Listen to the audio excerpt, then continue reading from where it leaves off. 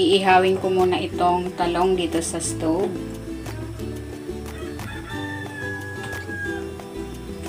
Kung hindi ka pa nakapag-subscribe sa aking channel, please subscribe at click mo na rin ang notification bell para lagi kang updated sa aking latest recipes.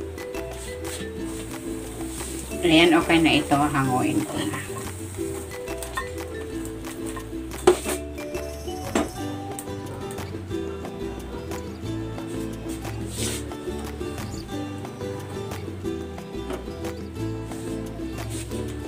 Ayan, okay na ito. Hanguin ko na and then babalatan ko na ito. Ilalagay ako ng cooking oil. Ipan-grill ko muna itong liempo. Ito ay binabad ko na sa salt and pepper at konting toyo.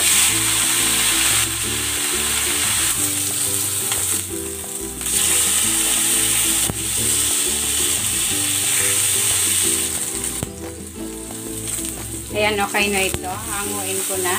And then, hihiwain ko ito into bite size.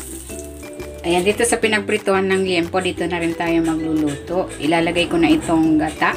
Ayan, isang pack na ako, mama.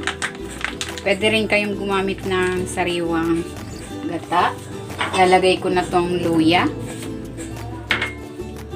sibuyas, at titimplahan ko ito ng asin at ng paminta. Pakuluin muna natin ito.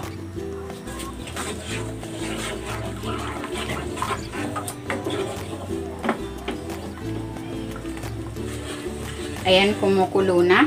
Ilalagay ko na itong talong. Ayan, binalatan ko na yan at hiniwa-hiwa.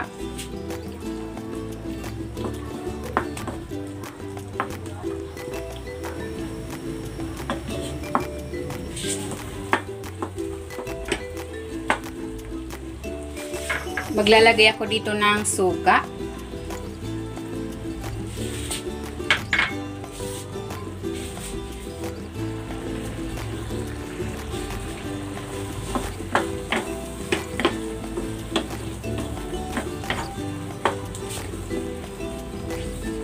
Ilalagay ko na dito itong liempo. Ayan, hiniwa ko na yan.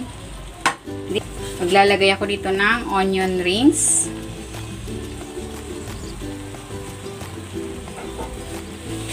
Siling green at ng labuyo.